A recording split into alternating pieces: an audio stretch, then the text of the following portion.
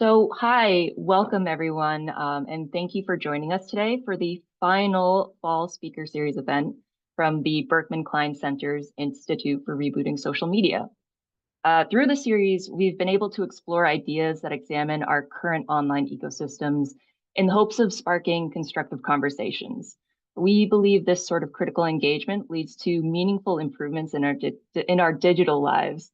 And on behalf of the Institute, I want to thank you all for your presence and participation through the series over the last few months.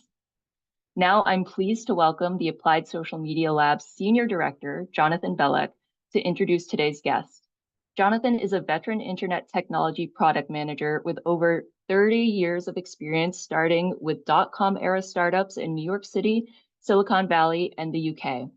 In 2018, Jonathan became the first ever product management director at Jigsaw, which is a Google unit building experimental technology to combat digital harms, including organized harassment, repressive censorship, and state-sponsored disinformation. He joined the Applied Social Media Lab at the beginning of this year and has since built a team of about 20 technologists working on social media approaches in the public interest.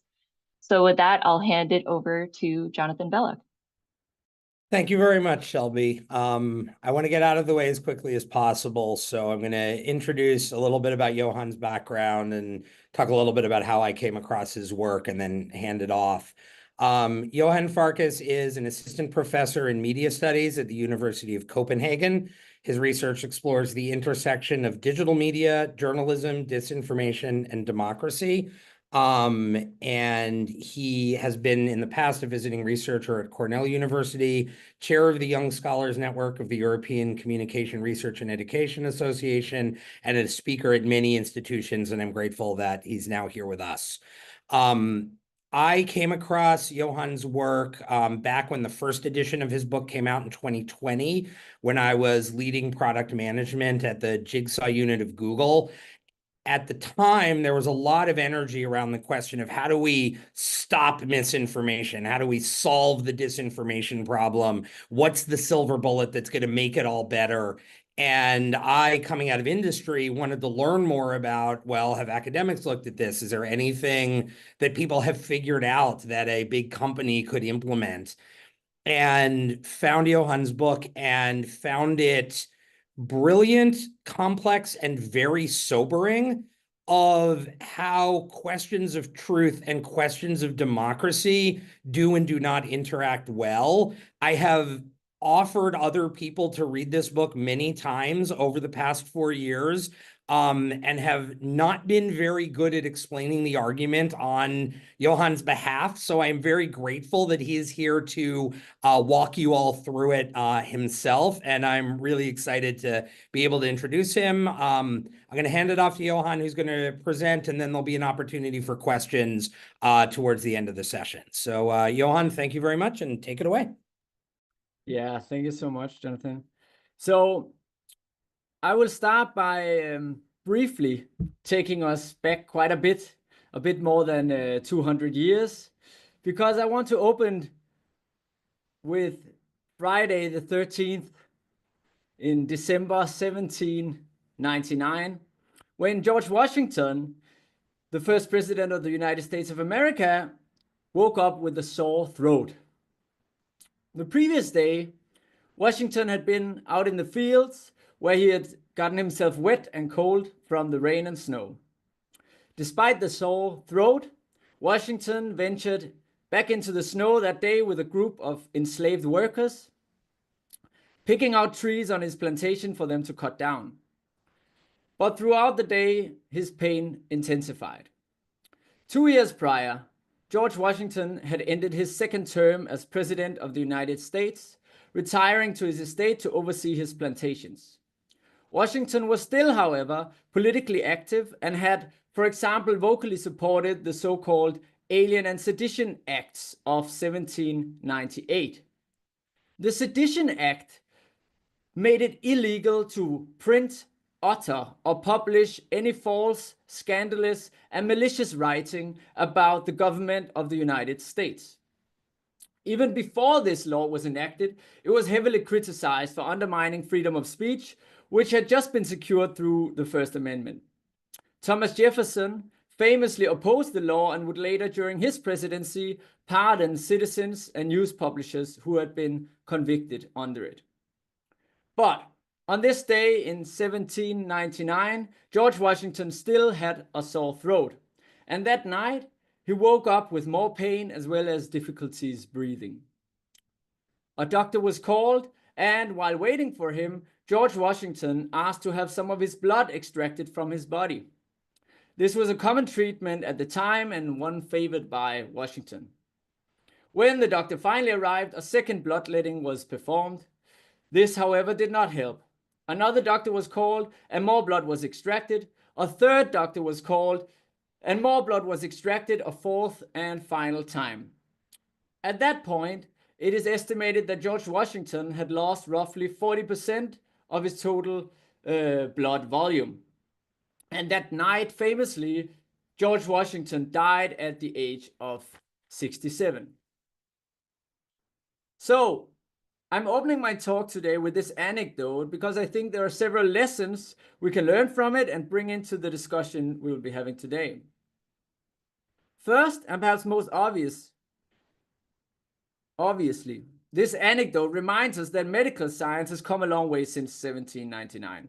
Both political leaders and doctors used to understand the world quite differently from us, and these worldviews, which used to be both dominant and even commonsensical, now often appear both bizarre and alien in the rearview mirror of history. Second, the story reminds us that what has historically been seen as cures or remedies for ailments or problems have in some instances only made matters worse. This might be easy to see in hindsight, but it is not always easy to see for those involved. Third, the anecdote also reminds us that struggles over freedom of speech have a long and complex history in what we now call liberal democracies. And it reminds us of how restrictions on free speech have often been legitimized through fears of false or scandalous claims or news.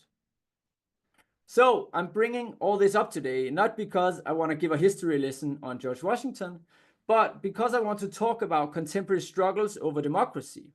And I want to talk about a threat that is often directly compared to a disease, plague, or virus, threatening not only public health, but also the very foundation and existence of liberal democracies.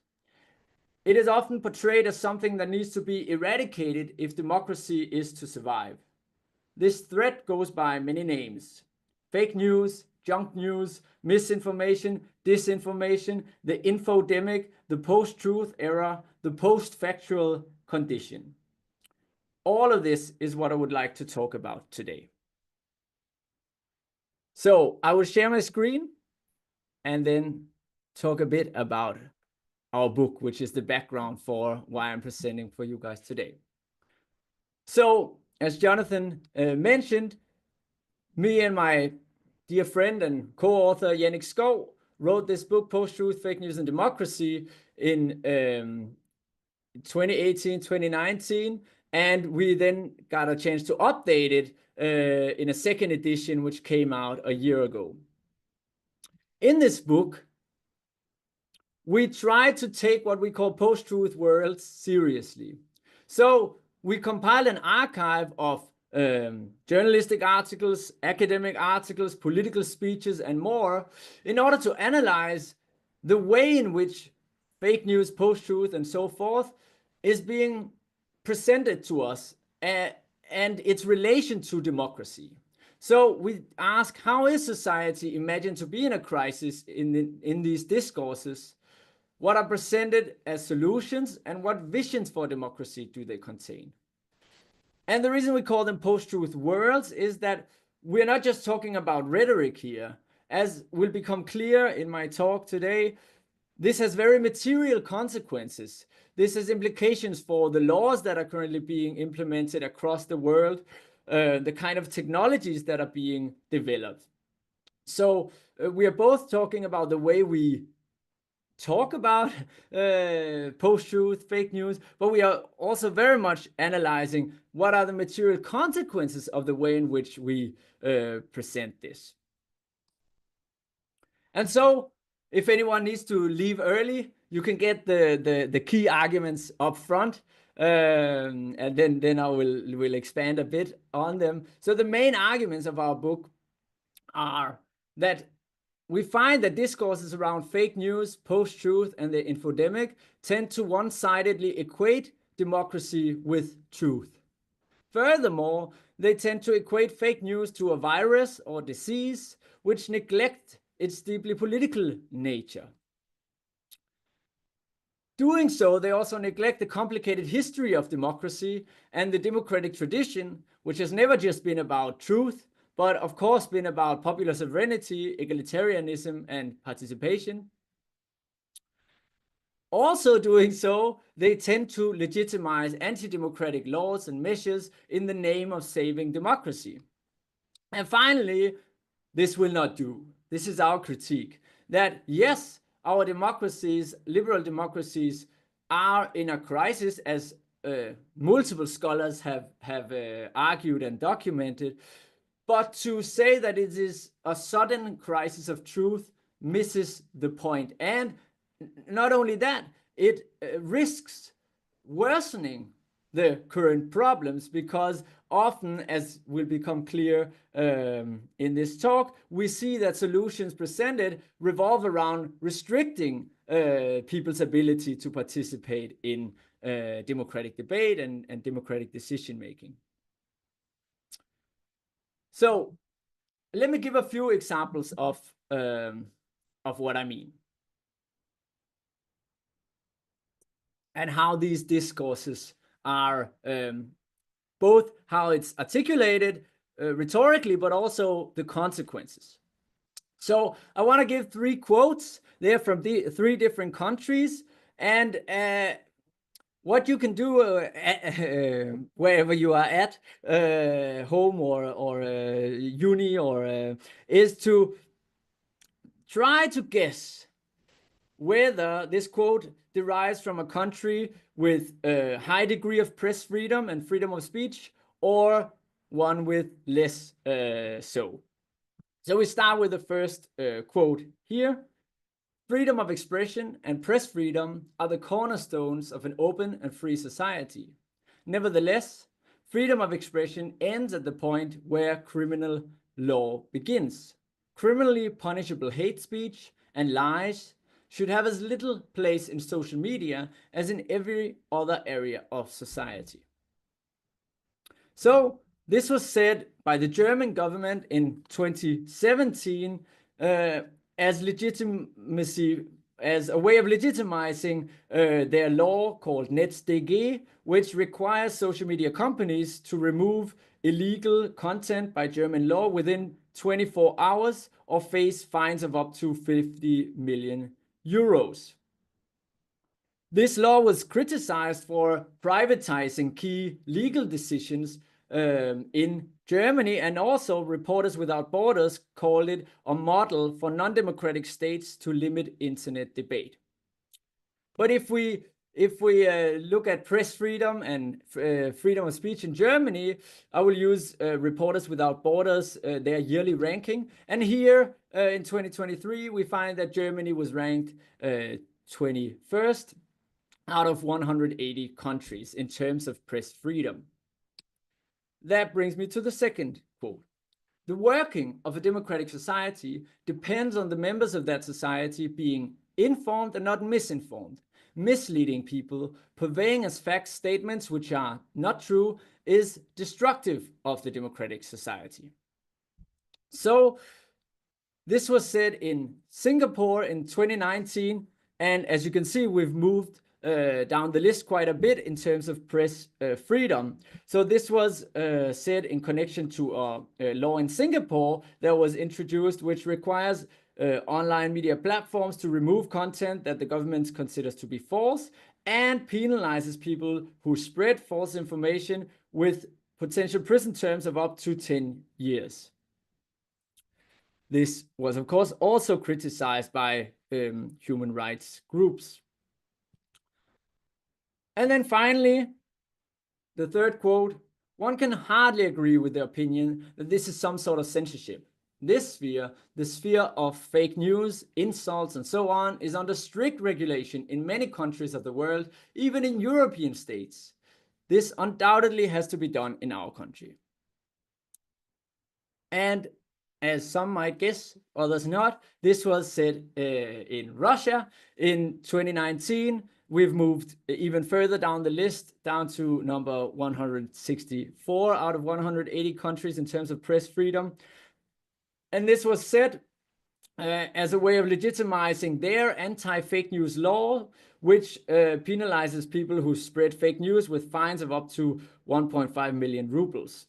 But even further, in 2022, after Russia invaded Ukraine, they tightened their anti-fake news laws. So now it can give prison sentences of up to 15 years for those who knowingly spread what the government considers to be false information.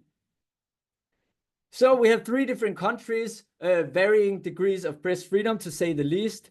But what is interesting here is that we both find laws as a key solutions presented in different forms, but we also find a similar kind of narrative despite the differences. And this is generally what we find in our book, that across these different post-truth worlds, across geopolitical boundaries, while there are quite different political forces at play, the narratives are often similar.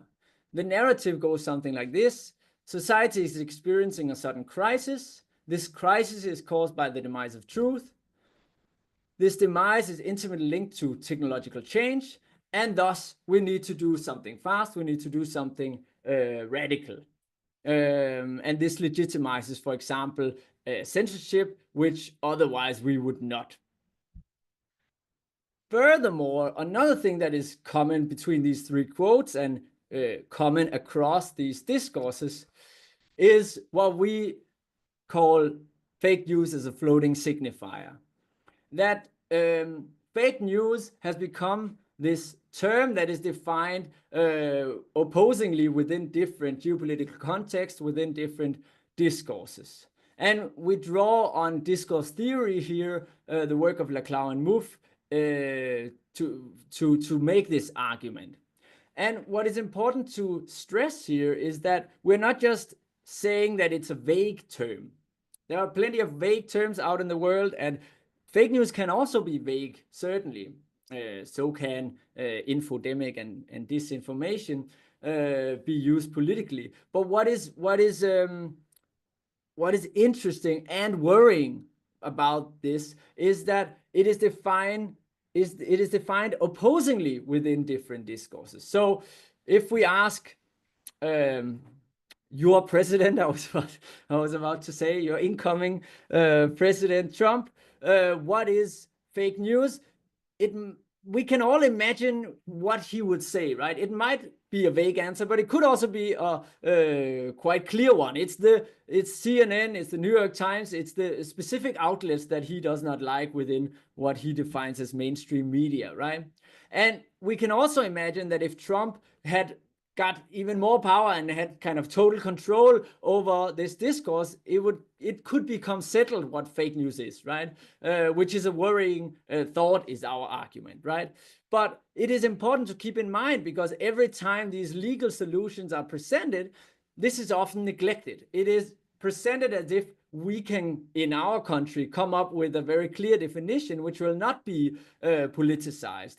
But fake news, ever since it exploded into popular discourse in 2016, it has been politicized. And that is not just a matter of Donald Trump, who has, of course, made it a catchphrase of his, but we see it across the world that political leaders use this narrative of a sudden crisis of fake news to legitimize new forms of legislation.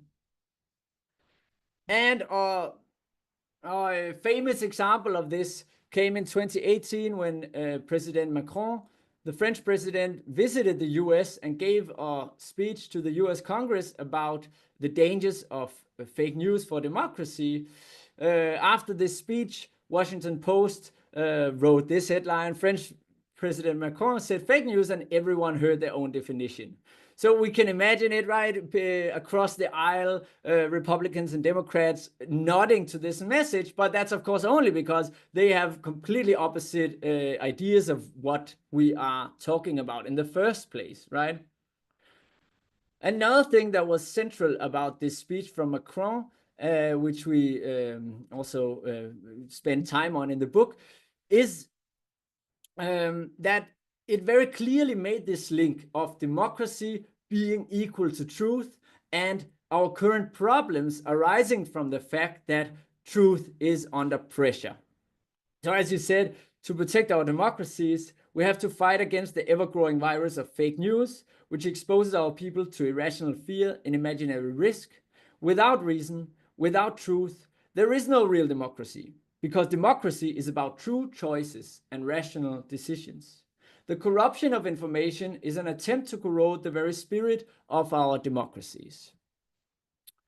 And besides really capturing this overarching narrative that we find in our analysis, it also contained this important argument, right? That fake news is equal to a virus, or can be understood as a virus.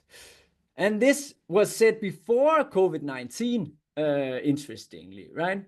So we had fake news as a virus before everyone was talking about the COVID-19. But of course, then COVID-19 came along, and this narrative of the virus became even stronger. So here we have it, the information virus. And I want to read a short passage from our book about why we think this this notion of fake news as a virus is more than just a figurative use of language. Medical analogies are not mere metaphors or representations, and their use are far from accidental. Instead, they constitute the discursive backbone of the democratic imaginary currently conjured up in scholarly, journalistic, and political discourses, highlighting the network structure of present-day false information. Often, the medical vocabulary invoked to capture fake news and the post-truth era present these phenomena as simultaneously cultural and larger than life. On the one hand, fake news is caused by specific bad actors spreading chaos and destruction in societies from within. In this sense, it has a deeply human and cultural cause, namely malicious individuals and groups who distort reality for personal, economic, or political gains. Yet, on the other hand, post-truth and fake news are also claimed to be biological, intravenous, viral, and infectious. They are, in other words, constructed as being larger than life, beyond the cultural and human domain. This uncanny blend of culturalism and naturalism, portraying post-truth as both human and more than human, is one of the guiding tensions in post-truth worlds. Despite the seeming contradiction between the two, they often coexist quite neatly within these worlds, allowing for continuous displacement of cause and effect. At certain times, particular groups, institutions, or fields can be blamed for this viral disease, drawing on a culturalist register, while at other times, blame can be given to fake news or post-truth in themselves, as if these could be understood apart from their specific human contexts and mobilizations, drawing on a naturalist register. So what we often find is that this virus metaphor depoliticizes the problem in the sense that it becomes something that has a life on its own, and also that becomes easier to legitimize, for example, trying to remove through legislation. Who can be against fixing the plague or stopping the virus? Which of course neglects that we are dealing with humans sharing information, sharing political opinions, and so forth. And neglecting how, again, fake news as a floating signifier can easily be used by politicians in a specific country to impose their definition of fake news. But this virus, as I already mentioned, This virus metaphor grew even stronger when COVID-19 hit, and we were also introduced to a new term, namely the notion of the infodemic. So in mid-February 2020, Tedros Ghebreyesus, director of the WHO, spoke on the dangers of COVID-19. And here he warned about the infodemic. As he claimed, we're not just fighting an epidemic, we're fighting an infodemic. Fake news spreads faster and more easily than this virus and is just as dangerous. And following this, scholars also picked up on this notion of both the infodemic and the virus, also when trying to come up with ideas of how to fight it. So we saw, for example, ideas of inoculation, a vaccination of this infodemic, but also we saw, as this quote exemplifies, the idea of silencing certain groups to stop this infodemic being legitimized also by scholars. And governments picked up on this as well. As documented by Human Rights Watch, at least 83 governments used the COVID-19 pandemic to justify legal restrictions on free speech and political gatherings. So we can see how the virus metaphor does more than just paint a picture. It also frames solutions in a specific way, and one which, in our view, has some fundamental flaws and problems. And across these post-truth worlds, besides these kind of laws, what we find is that there is a lot of moralizing, condemning. There are these ideas of policing the truth through laws, and also police task forces and these kind of things. There's a lot of technological solutionism, the notion that we should have a truth algorithm, or as Elon Musk has said, a truth GPT. And then finally, the notion of re-establishing centers of truth-making. We need to re-establish trust in journalism and in science, and also kind of go back to the days where these institutions really mattered and really could tell us what was true. But as I've already hinted at, we see some major problems with these solutions, and this is a key point for us, that these solutions, in our view, do not just fail to address a number of fundamental issues that are facing democracies, but also potentially could make them worse. So let's go through 5 problems that we highlight in our book. So first, and perhaps most obvious, we never had a truth era, right? I think all of us kind of intuitively know this, but nevertheless, I think it's important to state, right? And we think it's important to state. And one article that inspired us a lot on this is one by Robert Magia and colleagues called A Racial History of Post-Truth, in which they write, it is troubling to suggest that them being based in the US, that we now live in a post-truth era when our history includes the 3/5 compromise, ongoing segregation, uneven drug policies, and other atrocities. So in a US context, we could ask, when do we wanna, what is the ideal period we wanna highlight as the golden era here, right? Was it, going back, we quickly find a time where journalism was even more white and elite, and segregation was a thing even more, right? Even encoded in law and so forth. And we also, of course, go further back, women couldn't vote and so forth, right? So there is this real danger of being nostalgic about a truth era that just never existed, right? And there is something paradoxical and but also interesting about post-truth being quite often expressed. The notion that we live in a post-truth era is often expressed by people who are highly critical of someone like Trump. But while Trump in 2016 in his presidential campaign said, "Make America Great Again," post-truth also contains a similar kind of nostalgia for a golden era that, of course, never existed. So even though they are kind of opposites, there is a problematic nostalgia in both.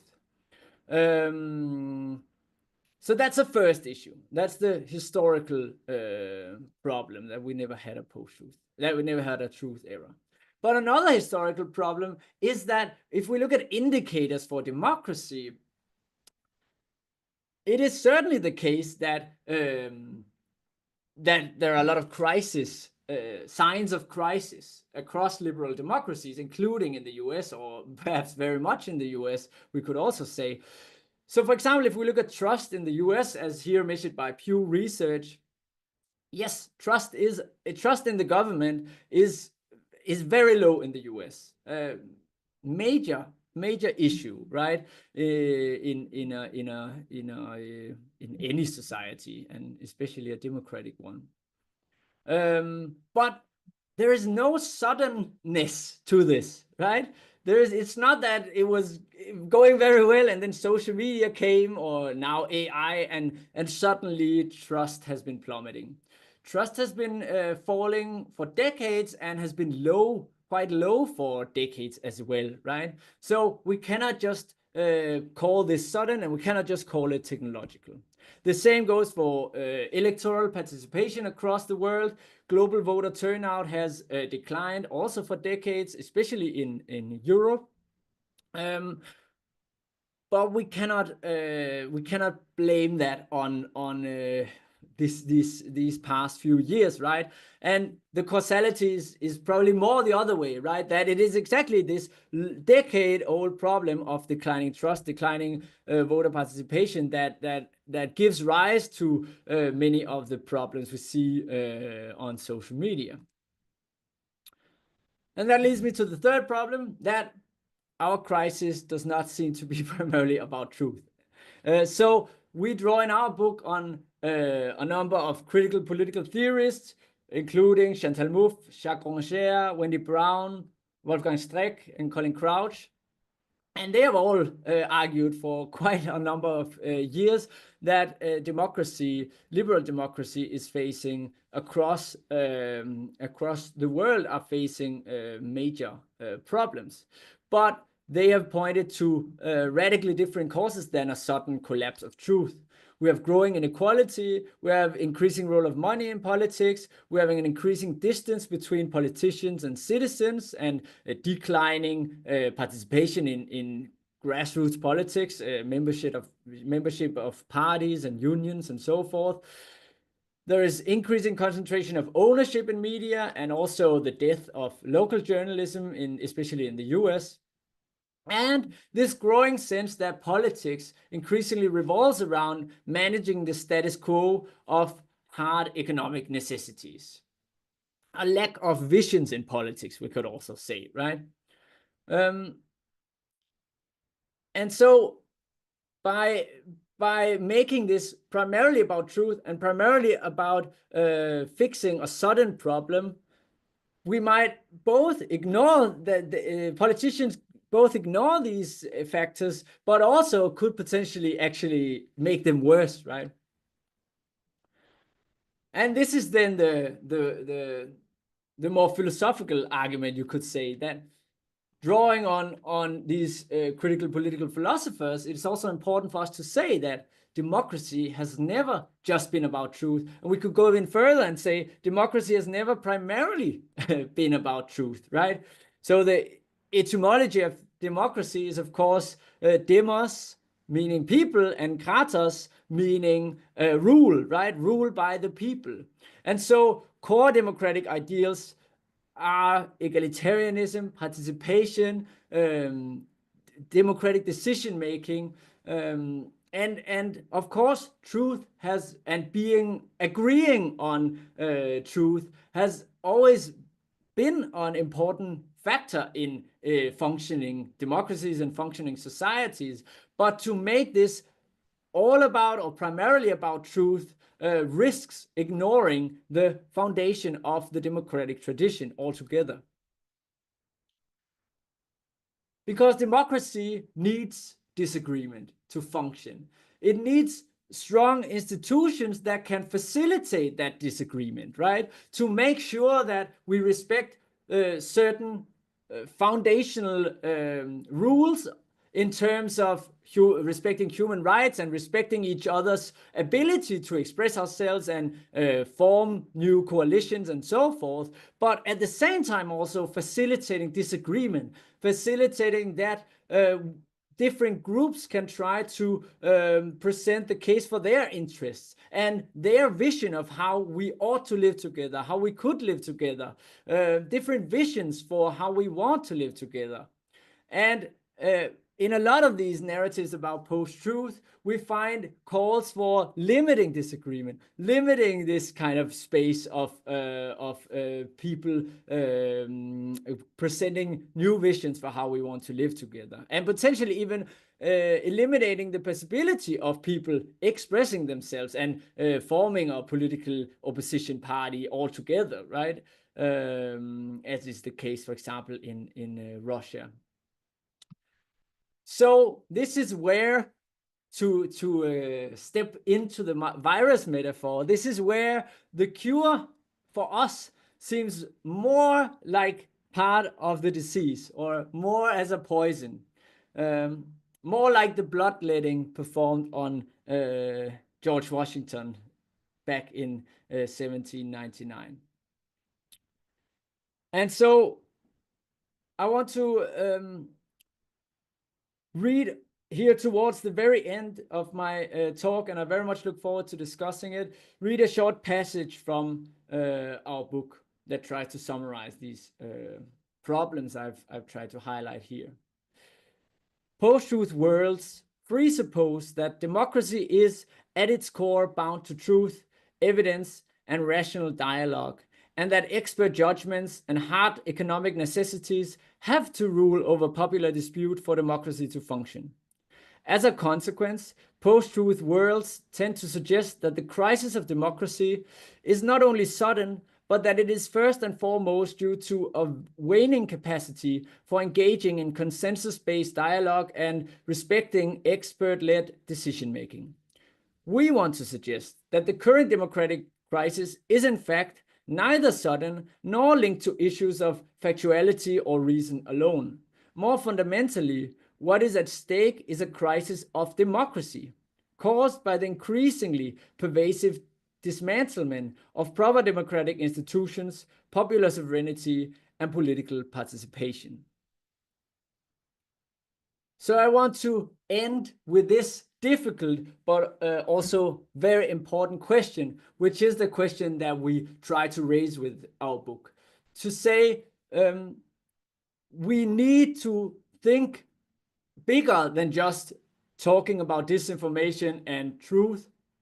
We need to talk about how we can reinvigorate and strengthen the democratic tradition and expand the democratic tradition, make our societies more pluralistic and egalitarian in a digital era where, of course, the digital space has increasingly become dominated by monopolistic corporations with these profit incentives, right? And we need to have a broader discussion about how could digital media, digital technologies also better support democratic participation, involvement in democratic decision-making, and the formation of political alternatives. And again, highlighting that the role of democratic institutions should exactly be to facilitate this and not to ignore popular demands. So with that, I will say thank you so much for your time, and I really look forward to discussing it with you.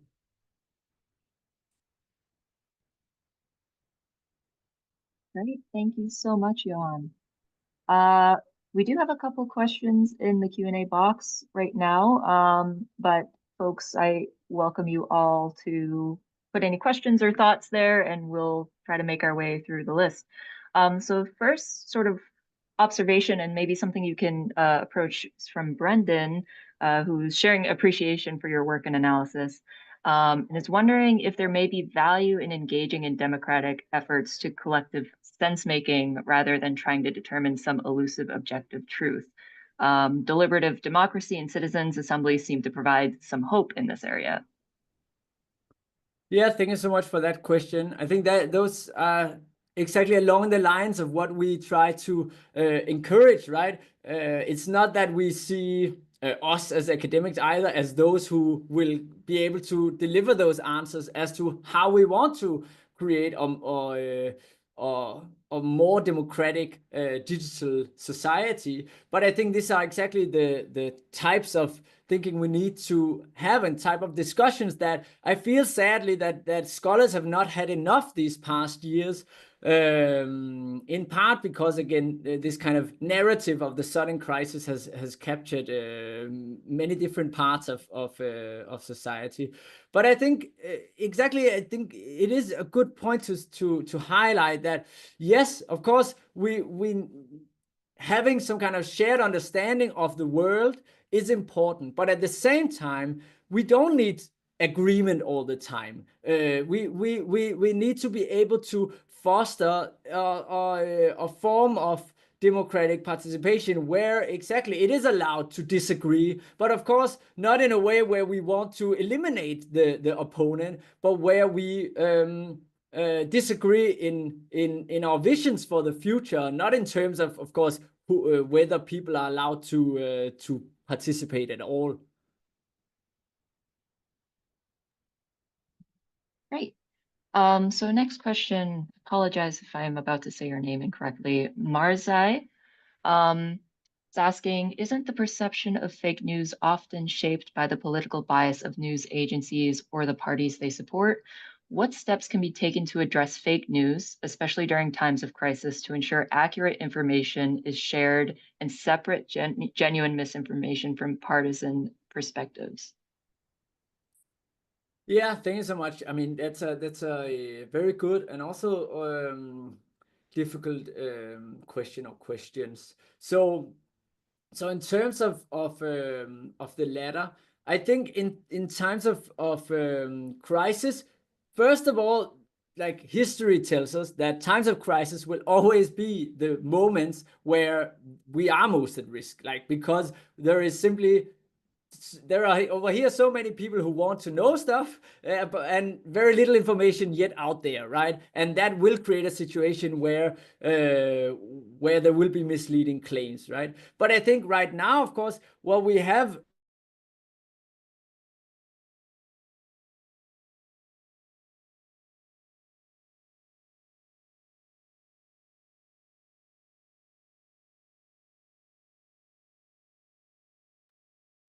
Shelby, did Johan freeze for you as well? Yes.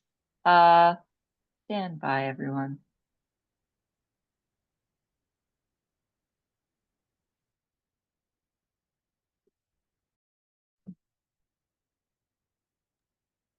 Hey Hi, again. Johan.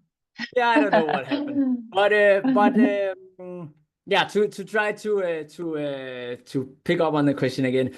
Like I think first of all we should there is no way that we will not have this problem during crisis moments, but structurally, I think what the discussion we need to have is about how people get, what are the infrastructures of getting information and having public debates, right? And for example, in Denmark, from where I'm speaking right now here in Copenhagen, in Denmark, we have a very strong tradition of public service media and also state support for commercial newspapers, which are quite political in a sense. They're not party presses, but there are clear political differences between the different newspapers, but they do also share these basic, of course, basic kind of rules and norms. But I think like this is especially in a European context where we have this tradition of public service. I think this is a debate we need to be having. Like, what would a public service social media platform look like, and especially in times of crisis, is it really functional that engagement is the key metric that drives information sharing. So we have some fundamental structural problems with our information ecosystem.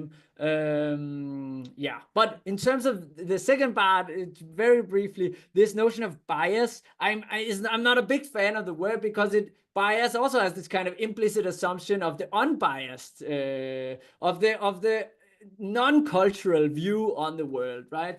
And I think, again, the problem is not that newspapers shouldn't be politically aligned. I think that's good in a democracy, that there are differences in terms of what kind of certain groups will follow a newspaper and also use it to build certain ideas out in terms of how we want to live together, right? And I think, again, that is a core feature of democracy, not a problem. So this notion that we need to find the unbiased algorithm or the unbiased newspaper, of course, we should talk about this like racism produced by algorithms. That's a very real problem. And also in journalism, that too many journalists compared to the population in most liberal democracies are white dudes. So I think, like, obviously there are structural issues also in terms of representation, but this notion of bias, I think, is it's not my favorite. Okay, we have a question from Thomas. I kind of want to link back to you talking about Denmark a little. Is there a correlation between level of democracy and production of misinformation, disinformation? And would a ranking of national inequality match fake news production, assuming such a thing could be measured? Yeah, thank you so much for that question. I mean, there have been attempts at ranking countries based on how vulnerable they are to mis and disinformation. And there, for example, the Nordic countries rank among the highest. They also rank among the highest in terms of press freedom and trust in the press. So I mean, we do have a sense structurally of what already kind of works in some ways, right? Of course, we should always be careful about generalizing from especially these small Nordic countries that have their particular tradition, right? So it's not like any attempt at saying, oh, we should just do like we do here in Denmark. Not at all. But I do think, like, having real thought put into how to build out the information system and not just letting it be a market issue, I think, is an important factor. And that is something that has historically been important in a country like Denmark, and still is so. And of course, that needs to be implemented with a clear distance between politicians and journalists, or between politicians and whatever could be a public service social media platform, right? And that is of course a tricky part. And especially, I know in the US, you guys are very very low trust in terms of government, right? We just saw it on the slide. So yeah, it's definitely not an easy thing to rebuild that kind of trust, right? But I think these are the kind of debates we need to be having, like, what could a more sustainable information ecosystem look like, and how can the state perhaps also contribute through funding of certain forms of initiatives that are not just about removing the bad stuff, but about, like, creating forums for also letting different political groups, for example, express their ideas for society. So what struck me during your recent presidential elections is, I followed, of course, the media a lot on both candidates, and I was never really, I did not get very wise on what they actually want to do specifically, right? And I think, and of course, that is a key problem, because journalism, they only had one debate famously, right? A historic low number of debates, which normally would be a chance where journalists could ask these kind of questions. But instead, they go on podcasts and tweet, and all. It's not called tweeting anymore, according to Elon. But so I think, like, the information ecosystem has changed, and we need to talk about how how to make it function better. And that's not just a matter of reducing the bad stuff, the disinformation, but more about like, how could we actually make it more democratic, use it as a way for people to be able to not only express themselves, but also be involved in building political platforms and decision making.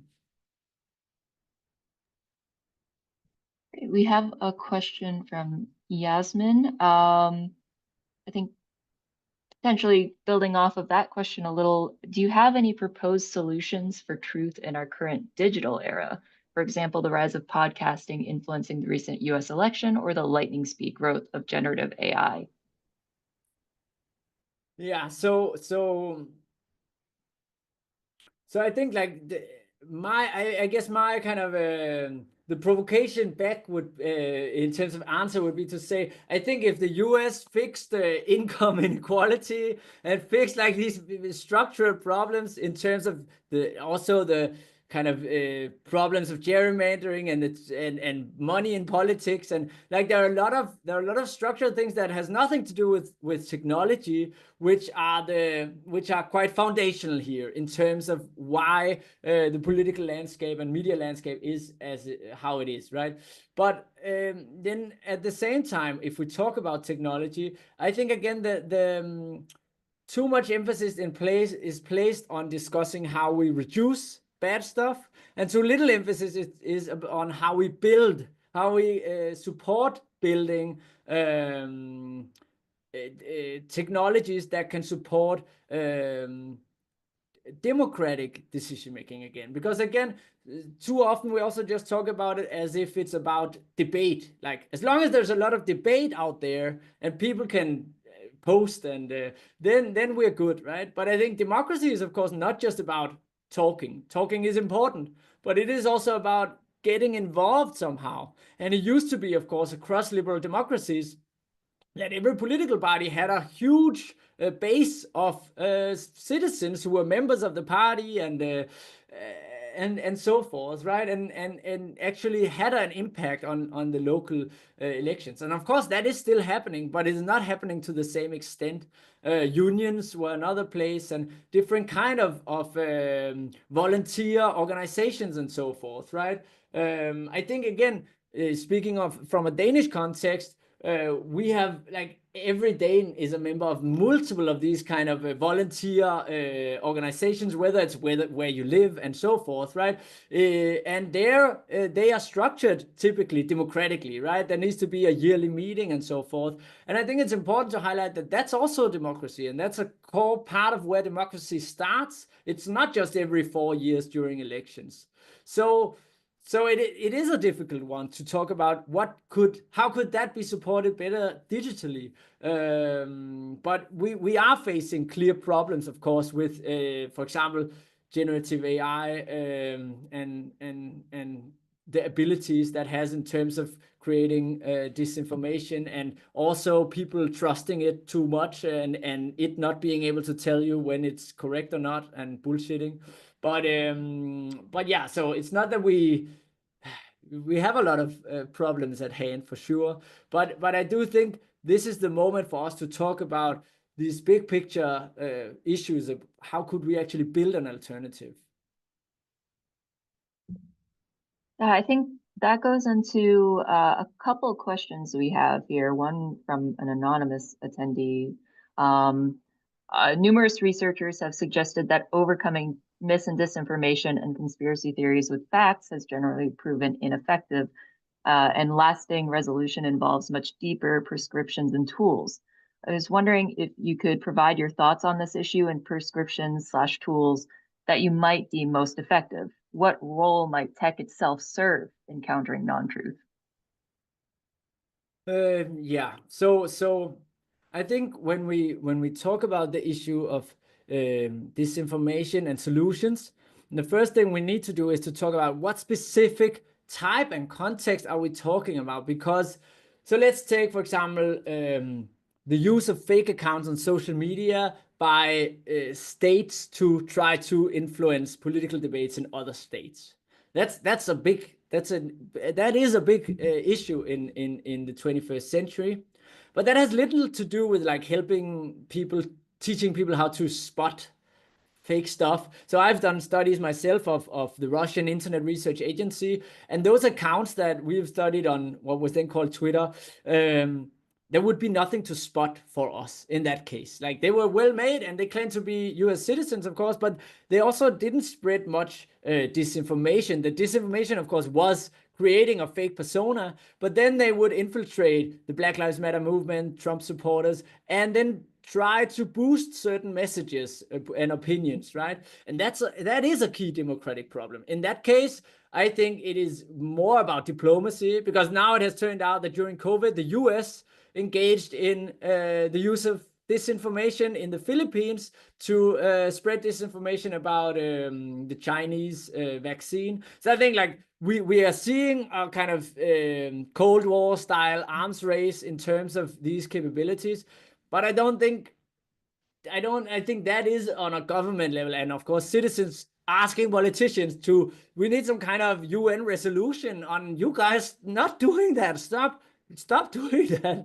I mean, so that's one thing, for example. But again, in others, when it comes to anti-vax disinformation, there are different groups in society that have historic reasons for mistrusting health authorities, right, in different contexts. And so I think often, instead of talking about it as one big issue, we do need to talk about the specifics here, about like how can, for example, if there is a specific demographic or area where people distrust health authorities, what can be done in that context, right? And of course, yeah, so again, making it this large scale and more or less apolitical issue that can be fixed technologically, I'm quite skeptical towards. And I think in terms of what tech giants can do, I think it's more about like, how can tech giants be regulated? I know that's a very European thing to say,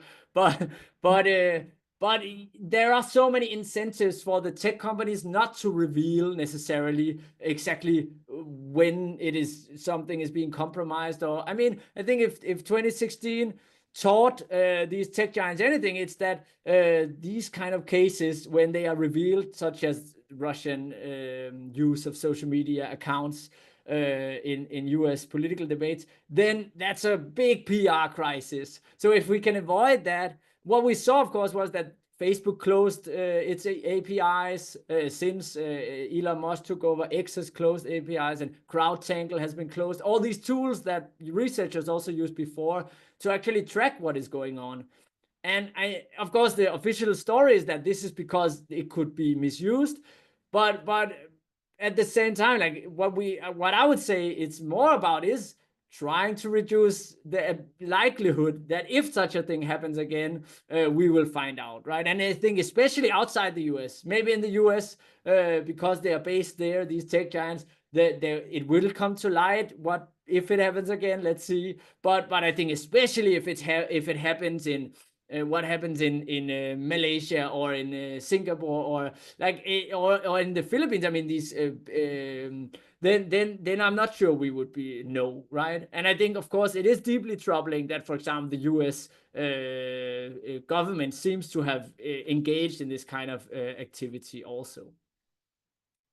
So I think it's a sign of what a great discussion this has been, that there are, I think, at least 8 more questions that we've run out of time for.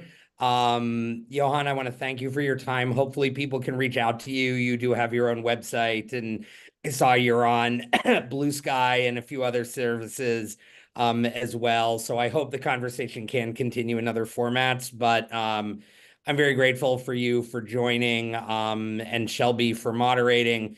Shelby is going to play us out with some information about how to follow us and be a part of future speaker series and so forth. But thank you again, Johan. Thank you so much. Yeah, thank you. And thank you all for joining us. I put some information in the chat as well, where you can follow the Institute for Rebooting Social Media and the Applied Social Media Lab on X and Instagram. I've also left our website where you can sign up for newsletters, and we should be announcing new events for the spring in the next couple of months. So stay tuned for that. And thank you all again for joining us today. Thanks, everybody.